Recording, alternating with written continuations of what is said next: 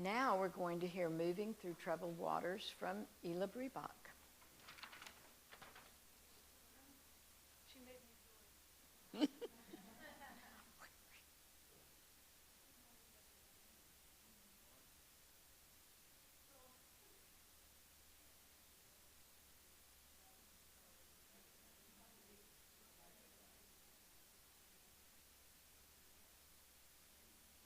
Oh, yes? Okay, good. Well, I was born December 29th, 44, and my soul had a very hard landing. It was in the winter time, in the middle of a war, and I was the means to an end. My mom wanted to prevent being sent to the front lines, which that was more or less the end of the war, where everybody who could walk, Hitler sent to the front lines basically to be fodder and be killed. And the only exception was when a woman was pregnant or had a child. So my mother decided with the age of 19 to become pregnant and avoided the front lines. We, as I was told, that's a story, which was kind of funny to me because it was the hot water. My uncle told me many times that when birth started, which was somewhere around 3 or 4 in the morning, and everything was darkened because the Allies were dropping bombs, he had to run for hot water, and I don't know why that is, why birth and hot water go together, but I guess they do. And so I was born at an apartment with a midwife, and my mom and grandmother and my uncle had to leave after 2 days. They wrapped me up, as I was told, in fur coats that they had, and supposedly I rolled down on the tracks at a train station, but somebody saw it and picked up that bundle. That was me inside, and I made it, so I guess the idea was I had to keep on going, and I did. We lived in a city called Halle, which is not too far away from Berlin, until I was 7 years old. I just had started school, and my mom, one night, men in dark suits came, picked up my mom, and put her into prison. What I was told, again, that's a story I don't know, I was told that my grandfather, who was a CEO of several banks, had helped his Jewish friends to leave the country, and he just had left with my grandmother for West Berlin, and in order for some reason to get him back, my mom was put into prison because she, like everybody at the time, I guess, went to the black market exchanging whatever they had for food, so that she ended up, and I remember my stepdad walking down the prison with me by the prison and said, "Look up, wait, your mom is up there." So after a few months, and my timeline is not precise, because as a child, time is very relative. So she got out on, quote, probation or before the trial, and the same day left with my little brother, who was 2 years old at the time, and left for West Berlin.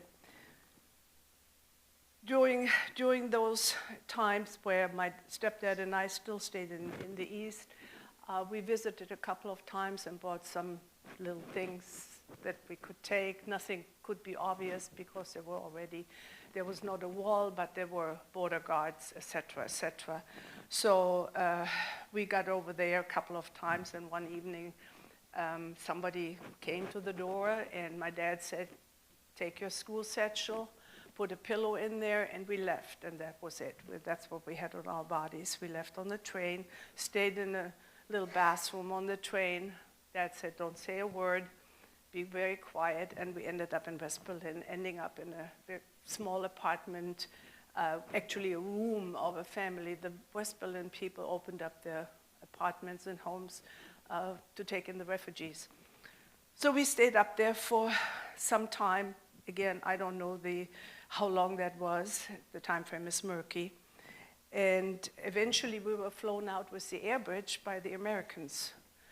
to a refugee camp in Bremen, which is the northern part of Germany, and stayed there at military barracks that weren't used anymore. Had a little room, and then I had my first encounter with organized religion. One day this man came and he wore some black robe, and he asked who's Catholic and who's Protestant, and some people got potatoes and we didn't.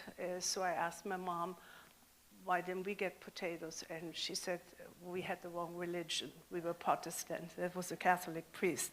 So that had a very strong impact on me because I remembered it all of my life. I'm 80 now, so it's a long time. After a while there, we left for another city to stay actually with the friend of my stepdad who had a heating company, and we lived at the backyard of that company in a room that was infested with rodents, and it was just a room. They had pulled in a little wooden floor so we could sleep upstairs. It was like a chicken ladder to climb up. No bathroom there, so it was a little tricky, but we made it and stayed there. And after some time again, schooling was very spotty. I hardly had any schooling during that time, and I wasn't the only one. Millions of people went through the same thing. So eventually, we ended up in a city called Duisburg, and that's where I actually grew up. We lived in a gymnasium of a school. What had been done were they had pulled wires and hung blankets up, and each family had a little parcel to live in, so you could hear all the conversations and the stress and the agony and the screaming and the yelling and what people do when they're stressed. So after, again, I don't know, 6 months, something like that, we ended up at an apartment. It was a one-bedroom apartment. My parents had a bedroom and a kitchen, and the other family had the living room, and we shared one bathroom. That went on for, I don't know, 6 months, maybe 7, maybe 8, maybe a year. Eventually, they moved out, they got their own place, and we had, for the first time in years, actually could close the door and said, okay, this is ours now. I did have a hard time living with my mom and my stepfather. Even so, he helped me stay on track in what is right and what is wrong. But I always felt like the fifth wheel on the wagon growing up. So that was pretty stressful. During that time, I, for some reason, had this reoccurring nightmare of a dream running around in the catacombs of Berlin under the ground. And I was running, and every time I thought I made it, I had this horde of people chasing after me. And every time I thought I made it, this metal grate came down, and I woke up, and my heart beating, my stomach tied down. It was pretty traumatic, but it was always the same nightmare. So doing this, I carried that on into my adulthood. Sadly enough, my mother died of a massive heart attack at the age of 46, very young. And during those years, I saw my biological dad twice. And the interesting thing is that I had a phone number in my head that I never forgot. And my mom died in 1970, and on that birthday, on my birthday, which is December 29th, I had the courage, I picked up the phone, and I called that number. And my dad answered, and he said, "What do you want?" And I said, "I really want to know who my father is." He also, I should go back, he also tried during the divorce proceedings. My mother filed for divorce a couple of weeks after they got married because she really wanted not to go to the front. Can't blame her for that. And he had tried, which I saw out of court papers, to get custody, and the judge said at the time they couldn't give him custody for something that hadn't been born yet. So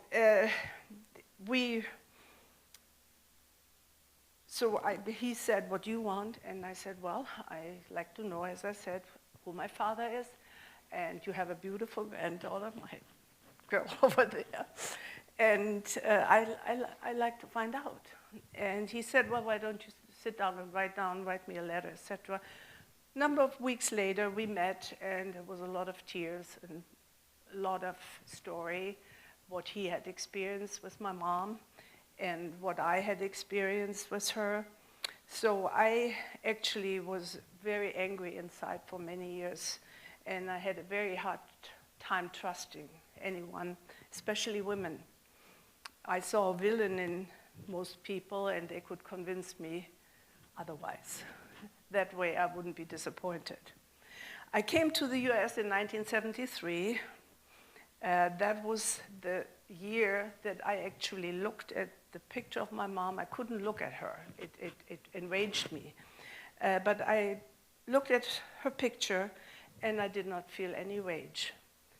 I felt a warmth in my heart, and I realized I had forgiven. And so for the first time, that she did a lot of what she did in order to survive. I saw the little girl in her that was privileged and had her life put upside down and was fighting for survival. I had started to study a number of spiritual modalities, and that brought me to the understanding that we have choices of how we look at life. I decided that the villain in my life, my mom, gave me the opportunity to become stronger. She did a service for me, and I'm grateful for that. In doing what she did, she helped me to become the person that I'm today. I learned to stay in my heart energy. I learned that I'm a co-creator of my reality. Today, I look at challenges as life lessons. I believe that I have the power within me to choose how I respond to situations. I can take it personally, i.e. victim mode, or lift myself above the situation and stand tall. I chose the latter. Dr. Sumora wrote a book. I have a couple of books back there that you're welcome to take the titles. They're really wonderful helpers. She wrote a book called Energy Codes, and it's a good one to dive into. My main tool in my toolbox is not to get into another person's movie, as I like to call it, but because when we get into another person's movie, we can't see the movie anymore. And that's truly the difference between sympathy and compassion. Sympathy is the feeling of sorrow or pity for someone suffering, while compassion is a desire to act to relieve that suffering. We cannot see the movie in its totality if we become actors in it ourselves. So to stay out, what I call stay out of the head and stay in the heart energy, is a huge helper for all of us. That's basically my life story in a very short little capsule. And I thank you for listening, and the light in me honors the light in you. Namaste.